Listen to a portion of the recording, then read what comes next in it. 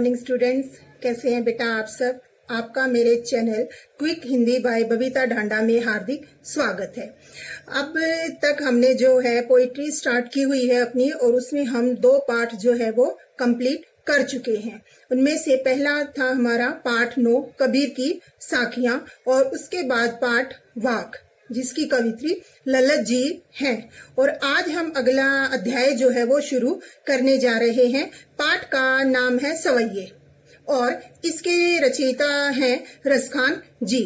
रसखान जी जो हैं वो कृष्ण भक्त काव्य धारा के बहुत ही प्रमुख कवियों में माने जाते हैं। श्री कृष्ण के प्रति इनकी अटूट भक्ति रही है, और इसीलिए वो गोकुल ब्रज प्रदेश में जाकर भी बस गए। और इनकी जो मुख्य रचनाएं हैं उनका संकलन रसखान रचनावली में हमें मिलता है।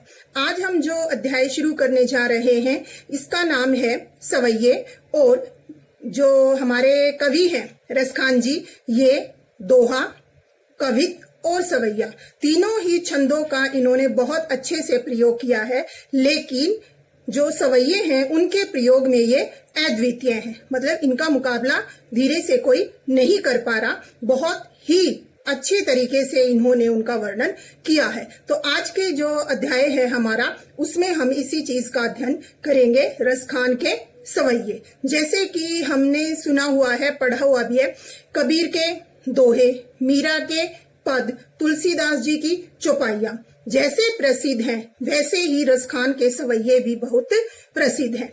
इनका एक अनोखा स्थान है। इसमें जो पाठ है हमारा, इसमें 4 सवैये दिए गए हैं, जिनमें से कृष्ण के प्रति उनकी भक्ति और प्रेम भाव प्रकट होता है। पहले सवैये में जैसे थोड़ा सा मैं आपको बता दूं, उनका जो श्री कृष्ण के प्रति प्रेम है कि वो किसी भी रूप में जन्म ले, लेकिन अगले जन्म में वो ब्रज प्रदेश में ही जन्म लेना चाहते हैं। और उनकी चीजों को, जो दूसरा सवैया है हमारा, उसमें वो बताते हैं कि उनकी लाठी और कंबल को पाने के लिए वो किसी भी प्रकार का त्याग या बलिदान करने के लिए तैयार है। इसी तरह से तीसरे और चौथे सवैये में भी वो ऐसे ही बता रहे हैं कि वो गोपी जो है, यानी कि रसखान जी कहते हैं कि गोपियां श्री कृष्ण का साथ पाने के लिए उनके रूप धारण करने के लिए भी तैयार हैं। और इसी तरह से चौथे सवैये में भी वो यही बताते हैं कि किस तरह से गोपियां ये कहती हैं कि हम श्री कृष्ण से दूर होने की अगर कोशिश भी करें, उनकी बांसुरी को तो हम ना सुने, हम अपने कानों में उंगली डालकर रह सकते हैं, लेकिन जब वो हमारे सामने आएंगे तो उनकी जो मनमोहक मुस्कान है, उनका जो रूप का सौंदर्य है, वो हमें अपनी ओर आकर्षित करता है। हम चाह कर भी उनके उस रूप सौंदर्य को भुला नहीं पाती, और इसीलिए वो कहती हैं कि हम श्री कृष्ण के प्रति पूरी तरह से समर्पित हैं, हम उनकी भक्ति में अपने आप को संपूर्ण मानती हैं। ठीक है, ये थोड़ा सा परिचय था हमारा इनके बारे में, और विस्तार से अध्ययन हम अब आगे करेंगे। थोड़ा इसकी भाषा के बारे में भी मैं आपको बताना चाहती हूँ। इसकी भाषा जो है वो ब्रज भाषा है। रसखान के सवैये जो अध्याय हम अब पढ़ेंगे, उसमें कवि ने सरल, सरस और कोमल भाषा का प्रयोग किया है, जो हमें आसानी से समझ में आ जाती है। अनुप्रास और यमक अलंकार का प्रयोग कवि ने बहुत ही अच्छे तरीके से इसमें किया है। तो आइए बेटा जी, अब अपने पाठ का अध्ययन हम विस्तार से करते हैं, और वीडियो को पूरा देखें आप, तभी आपको ये जो सारी चीजें हैं वो अच्छे से समझ में आएंगी। ठीक है, तो आइए अब अपना अध्याय जो है वो शुरू करते हैं। पाठ 11 सवैये, और इसके कवि हैं रसखान जी। तो अब एक एक करके हम इनका अध्ययन करते हैं। तो सबसे पहला सवैया जो है, उसमें कवि हमें ये बताना चाहते हैं कि वो किसी भी रूप में जन्म ले, लेकिन वो ब्रज भूमि में ही जन्म लेना चाहते हैं।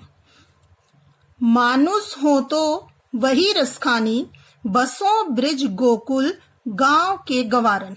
इसमें कवि क्या कह रहे हैं रसखान जी कि यदि मुझे मनुष्य रूप में जन्म मिलता है तो मैं बसना चाहता हूँ ब्रज गोकुल गांव के गवारन, गवारन यानी ग्वाल बालक, कि मैं मनुष्य रूप में यदि जन्म लेता हूं तो मैं गोकुल गांव के ग्वालों के बीच में बसना चाहता हूं, और जो पशु हो, और यदि मेरा जन्म पशु रूप में होता है तो कहाँ बस, मतलब जो कि मेरे वश में नहीं है, मतलब कि अगला जन्म हमारा किस रूप में होगा ये हमारे बस की बात नहीं है। फिर भी वो कह रहे हैं यदि मैं पशु रूप में भी जन्म लूं तो मैं मेरो चरो, मैं चरना चाहता हूं। कहा? नित नंद की धेनु मंझारन, कि जो नंद बाबा की गायें हैं उनके बीच में मैं चरना चाहता हूं। मतलब क्या है कि यदि मेरा मनुष्य रूप में जन्म हो तो मैं ग्वाल बालों के साथ ब्रिज में रहना चाहता हूं। यदि मेरा जन्म पशु रूप में हो तो मैं नंद बाबा की गायों के बीच में रहकर चरना चाहता हूं, मतलब उनकी गायों के मध्य रहना चाहता हूं। पाहन हो तो वही गिरी को, पाहन यानी पत्थर, कहते हैं यदि मेरा जन्म पत्थर के रूप में होता है तो वही गिरी, उसी पर्वत का जो कियो हरि छत्र पुरंदर धारण। हरि छत्र यानी हरि ने, श्री कृष्ण ने धारण किया पुरंदर, इंद्र को हराने के लिए। मतलब ये जो कहानी है वो हम सबको पता है कि इंद्र ने बहुत ज्यादा तेज बारिश कर दी थी, जिसकी वजह से गोकुल गांव जो है वो पूरा खतरे में आ गया था और चारों तरफ पानी ही पानी हो गया। और उस समय श्री कृष्ण भगवान ने गोवर्धन पर्वत को उठाकर सबकी रक्षा की थी। सभी लोग जो है वो उसके गोवर्धन पर्वत के नीचे सुरक्षित खड़े थे। तो इसीलिए इसमें कह रहे हैं कि यदि मैं पत्थर के रूप में जन्म लूं तो मैं उसी पर्वत का पत्थर बनना चाहता हूं जिसे श्री कृष्ण ने अपनी उंगली पर धारण कर लिया था इंद्र के घमंड को तोड़ने के लिए। अंत में वो क्या कह रहे हैं? जो खग हो, और यदि खग यानी पक्षी, और यदि मेरा जन्म पक्षी रूप में हो तो बसेरो करो, तो मैं वहीं बसेरा करना चाहता हूं जहां मिली कालंदी कूल कदम्ब की डारन। कालंदी यमुना नदी के लिए आया है और कदम्ब जो है वो पेड़ का नाम है। कि मैं पक्षी रूप में यदि मेरा जन्म होता है तो मैं यमुना के किनारे बसे हुए कदम्ब की डालियों पर रहना चाहता हूं। कहने का मतलब क्या है कि जहां बैठकर यमुना के किनारे श्री कृष्ण अपनी मधुर बांसुरी बजाया करते थे, मैं उसी यमुना के किनारे बने कदम्ब के पेड़ पर रहना चाहता हूं। आया समझ में बेटा? तो इसमें मतलब क्या बताया गया है कि रसखान जी का ब्रिज भूमि गोकुल के प्रति प्रेम दिखाया गया है, श्री कृष्ण के प्रति उनकी अनन्य भक्ति भाव दिखाया गया है कि जिस तरह से मतलब कैसे भी हो, चाहे वो कहाँ रहना चाहते हैं, श्री कृष्ण के सानिध्य में रहना चाहते हैं। वो कहते हैं कि मैं जहां भी रहूं, मतलब कि अगर मैं गोकुल में रहता हूं तो वहां मुझे यही महसूस होगा कि मेरे आराध्य यानी कि श्री कृष्ण भगवान जो है वो मेरे साथ में हैं। ठीक है, तो ये हमारा यहाँ पहला पूरा हो गया। इसके बाद दूसरा सवैया है। दूसरे सवैये में कवि रसखान जो हैं वो श्री कृष्ण की लकुटी लकड़ी, कामरिया, कंबल, मतलब ये दो चीजें जो वो धारण करते थे जब गायें चराने के लिए जाते थे। तो इसमें वो कह रहे हैं कि इन दोनों चीजों को पाने के लिए वो किसी भी प्रकार का त्याग करने के लिए तैयार हैं। उन्हें चाहे कितनी ही धन दौलत या सिद्धियां, नो निधियां या कुछ भी ऐसा मिले तो भी वो इन सब को छोड़ने के लिए तैयार हैं अगर उन्हें श्री कृष्ण की ये वस्तुएं प्राप्त हो जाती हैं। क्यों? क्योंकि श्री कृष्ण के प्रति उनका अगाध प्रेम है और श्री कृष्ण की एक चीज भी उनको मिलना वो अपने लिए सौभाग्यशाली मानते हैं। तो अब शुरू करते हैं दूसरा। या लकुटी अरु कामरिया, वो लकड़ी और कंबल पर राज तिहुपुर को तजी डारू, उस पर तीनों लोगों का जो ताज है वो मैं निछावर करने को तैयार हूं। तजी डारो मतलब त्याग दूंगा, छोड़ दूंगा। मतलब कि श्री कृष्ण जिस लकड़ी और कंबल को धारण करते थे उसको पाने के लिए मैं तीनों का तजी डारो, सुख जो है वो तीनों लोगों का सुख त्यागने के लिए तैयार हूं। आठों सिद्धि जो 8 सिद्धियां हैं, नवो निधि जो 9 निधियां हैं, के सुख इनका भी सुख नंद की गाय चराई बिसारो, कि नंद बाबा की गायों को चराने के लिए मैं त्यागने के लिए तैयार हूं।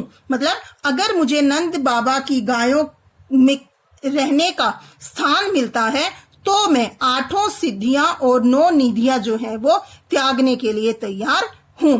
8 सिद्धि 9 निधि, ये आपकी बुक में पीछे दिया हुआ है, आप वहां से इसको ध्यान से पढ़ सकते हैं कि ये चीज होती क्या है। ठीक है, इसके बाद रसखान कबो इन आँखिन सो, रसखान आगे क्या कहते हैं कि मैं कब इन आंखों से ब्रिज के वन बाग तड़ाग निहारो, कि ब्रिज क्षेत्र के वनों को, बागों को, तड़ाग तालाब, निहारो देखूंगा, कि मैं कब अपनी इन आंखों से ब्रिज भूमि के वनों को, बागों को, तालाबों को देख पाऊंगा। कोटिक एक कल धोत के धाम, करिल के कुंजन ऊपर वारो। अब इसमें है कोटिक करोड़ों, कलधोत सोना, करिल एक प्रकार का वृक्ष, धाम भवन, कुंजन लताओं का घर, और वारना न्यौछावर करना। अब इसमें ध्यान से सुनिए, वो कहते हैं कि मैं करोड़ों करोड़ों सोने के महल जो हैं वो भी त्यागने के लिए तैयार हूं। किसके लिए? करील के कुंजन ऊपर वारो, करील की जो कंटीली झाड़ियां हैं उनके ऊपर मैं करोड़ों महल भी त्यागने को तैयार हूं। मतलब कि ये जो कंटीली झाड़ियां हैं अगर ये मुझे ब्रिज प्रदेश में मिलती हैं तो मैं इनके लिए सोने के भवन जो हैं वो भी त्यागने के लिए तैयार हूं। ठीक है, आया बेटा समझ में? कहने का मतलब क्या है कि इसमें रसखान जी बताते हैं कि अगर मुझे श्री कृष्ण से संबंधित कोई चीज मिलती है तो मैं उस पे सभी प्रकार के सुखों का त्याग करने के लिए भी तैयार हूं। इसके बाद तीसरा जो है हमारा, इसमें कवि बताते हैं कि इसमें कहते हैं कि वो सारा वो रूप धरने के लिए तैयार हैं जो कि श्री कृष्ण पहनते थे। कहने का मतलब क्या है कि जिस प्रकार से श्री कृष्ण के सिर पर मोर पंख, गले में माला और वो पीले वस्त्र पहनते थे, उसी तरह से एक गोपी जो है वो दूसरी गोपी से कह रही है कि मैं ये सारे काम करने के लिए भी तैयार हूं। कहने का मतलब क्या है कि श्री कृष्ण के प्रति उनका अनन्य प्रेम व भक्ति भाव यहाँ प्रकट हो रहा है। वो किसी भी तरह से श्री कृष्ण का सामीप्य पाना चाहती है। मोर पखा सिर ऊपर राखियो, कि जो मोर का पंख है उसको अपने सिर के ऊपर रख लूंगी। जैसे कि हम देखते हैं श्री कृष्ण की कोई भी तस्वीर होती है तो उनके सिर पर मोर पंख होता है, उसी तरह से वो कह रही हैं कि मैं अपने सिर पर मोर के पंखों को रख लूंगी। गुंज की माल गरे पहिरोगी, कि गुंज के फूलों से जो माला बनी हुई है उसे अपने गले में पहन लूंगी। मतलब जैसे श्री कृष्ण अपने गले में माला पहने रखते हैं। ओढ़ी पीतंबर, और वही पीले वस्त्र भी धारण कर लूंगी। ले लकुटी, और वही लकड़ी जो है बन गोधन गवारनी संग फिरूंगी, और वही लकड़ी लेकर गोधन यानी कि गायों को चराने के लिए बालाएं जो हैं गवारीन हैं उनके साथ जंगल जंगल फिरूंगी। मतलब कि मैं पीले वस्त्र भी धारण कर लूंगी और लकड़ी को हाथ में लेकर गायों को चराने के लिए वन वन भी उनके साथ घूमूंगी। भाव तो वो ही मेरो रसखानी। आगे रसखान जी क्या कह रहे हैं? भाव तो अच्छा लगना, कि जो अच्छा लगे सो तेरे कहे सब स्वांग करोगी। स्वांग होता है रूप धारण करना, रूप बदलना। तो रसखान जी इसमें कहते हैं कि जो मेरे भगवान को यानी कि श्री कृष्ण को भगवान को जो भी अच्छा लगता है वो मैं सब करूंगी, और तुम्हारे कहने से वो सारे रूप भी धारण कर लूंगी। कौन से रूप? मोर पंख लगाना, गले में माला पहनना, पीले वस्त्र पहनना, लकड़ी लेना, गायों को चराने ले जाना, ये सारे काम जो है वो मैं सब करूंगी। क्यों? क्योंकि ये सब काम जो है वो मेरे श्री कृष्ण भगवान को बहुत अच्छे लगते हैं। या मुरली मुरलीधर की। अब आगे बात आती है श्री कृष्ण की मुरली की। वो कह रहे हैं या मुरली मुरलीधर की, जो श्री कृष्ण मुरलीधर श्री कृष्ण के लिए आया कि जो श्री कृष्ण की मुरली है अध्रान धरी, जो हमेशा वो अपने होठों से लगाए रखते हैं, मतलब हमेशा बांसुरी बजाते रहते हैं। अधरा न धरूंगी, मैं उन्हें अपने होठों से नहीं लगाऊंगी। मतलब कि श्री कृष्ण भगवान के पास हमेशा मुरली रहती है और वो ज्यादातर समय बांसुरी जो है वो बजाते रहते हैं, लेकिन मैं उस बांसुरी को कभी अपने होठों से नहीं लगाऊंगी। तो इसमें जो भाव हमें पता चल रहा है वो ईर्ष्या का भाव है एक गोपी के मन में श्री कृष्ण की बांसुरी के प्रति। क्योंकि श्री कृष्ण की बांसुरी जो है वो हमेशा उनके साथ रहती है, चाहे वो कहीं भी रहे, जबकि ऐसा सौभाग्य जो है वो अन्य ग्वाल बालों को या ग्वालिनों को प्राप्त नहीं होता। इसीलिए वो कह रही है कि हम सब स्वांग, सब रूप धारण करने के लिए तैयार हैं, लेकिन उस बांसुरी को अपने होठों से कभी भी नहीं लगाएंगे जिस बांसुरी ने श्री कृष्ण को हमसे दूर कर दिया है। ठीक है, आगे बेटा यहां तक समझ में। अब इसके बाद जो है वो फोर्थ अंतिम सवैया है हमारा, वो करते हैं अब शुरू। ये अंतिम है हमारा, इसे शुरू करते हैं अब। इसमें गोपी कहती हैं श्री कृष्ण की जो मुस्कुराहट है, ठीक है, उसके प्रति इसमें उनके भाव प्रकट हुए हैं कि वो जो उनकी बांसुरी है अगर वो बजाएंगे उसके लिए तो वो अपने कान बंद कर सकती हैं कि वो धुन उनको सुनाई ना दे, लेकिन श्री कृष्ण की जो मुस्कान है वो उनसे संभाली नहीं जाएगी। मतलब उनकी मुस्कान के वश में सभी हो जाते हैं। वही जो है हमें इससे पता, इस सवैये में हम उसी के बारे में पढ़ेंगे। काननी द उंगली रहीबो, काननी कान में तो मैं अपने उंगली डाल लूंगी जब ही मुरली धुनी मंद बजेगी, जब मुरली की मधुर धुन बजेगी। मतलब कि जब श्री कृष्ण अपनी मुरली की मधुर मधुर धुन बजाएंगे तब मैं अपने कानों में उंगली डाल लूंगी ताकि वो मधुर आवाज मुझे सुनाई न दे। मोहिनी तानन सो रसखानी, फिर भी जो वो मधुर तान है, मतलब जो उसमें से बांसुरी में से जो तान निकलेगी, जो सुर निकलेगा, रसखानी अटा चढ़ी गोधन गेहे तो गेदे, चाहे वो अटा मतलब सबसे ऊंची अटारी पर या चोटी पर चढ़कर श्री कृष्ण उसको बजाएं तो बजाते रहे। मतलब कि चाहे वो धुन कितनी ही अच्छी क्यों न हो और श्री कृष्ण भगवान उसे ऊपर सबसे ऊंची अटारी पर चढ़कर क्यों न बजाते रहे। तेरी कहो सिगरे ब्रजलोगनी कालही को कितनो समझुए। फिर वो आगे कहती हैं कि जो ब्रिज क्षेत्र के लोग हैं सिगरे समझाएं कि चाहे बार बार ब्रिज के लोग मुझे समझाते रहे, कालही को कल को कितनो समझे, कल को कोई मुझे कितना ही क्यों न समझाता रहे। माई रीवा मुख की मुस्कानी, अब आगे वो गोपी कह रही है कि हे माँ वो मुख की जो मुस्कान है, किसके मुख की, श्री कृष्ण के मुख की, संहारी न जेही न जेही न जेही, संहारी मतलब संभाली नहीं जाएगी नहीं जाएगी नहीं जाएगी। कहने का मतलब क्या है कि अगर मुरली की धुन बजती है तो हम अपने कानों में उंगली देकर उसे सुनने से तो रह सकते हैं, लेकिन जब श्री कृष्ण उसी मुरली को सबसे ऊंची अटारी पर चढ़कर बजाएंगे तो भी हम उसे नहीं सुनेंगे। लेकिन कल को अगर ब्रिज के लोग मुझे बार बार समझाते हैं, ठीक है, लेकिन फिर भी जब श्री कृष्ण मेरे सामने आएंगे तो उनके मुख की जो मुस्कान है वो मैं संभाल नहीं पाऊंगी। कहने का मतलब क्या है कि उनकी मुस्कान में, उनके रूप में, सौंदर्य में इतना जादू है कि हम चाहे कितनी ही कोशिश क्यों न कर ले फिर भी हम उनके रूप की ओर आकर्षित होते ही रहेंगे और हम चाह कर भी उससे दूर नहीं हो सकते। तो इसमें गोपियों का जो विवशता का अभाव है वो भी हमें इसमें पता चलता है कि वो चाहे तो भी श्री कृष्ण से दूर नहीं जा सकती। उनके मन में श्री कृष्ण के प्रति अटूट भक्ति है, प्रेम भाव है और वो श्री कृष्ण को अपना सब कुछ मानती है। ठीक है बेटा, आगे यहाँ तक समझ में। ये जो है आज हमारा यहाँ पर रसखान के सवैये वाला पाठ जो है वो खत्म होता है। इसके बाद थोड़ा सा मैं इसमें आपको भाषा के बारे में बता देती हूँ कि कवि ने किस प्रकार की भाषा और शब्दों का प्रयोग किया है। ठीक है, तो इसमें अब सबसे पहले जो है हम इनकी भाषा के बारे में बात करते हैं। रसखान ने ब्रिज भाषा में अपने काव्य की रचना की है और जिसमें इन्होंने अपने भावों को सरल तरीके से व सरस तरीके से सबके सामने प्रकट किया है।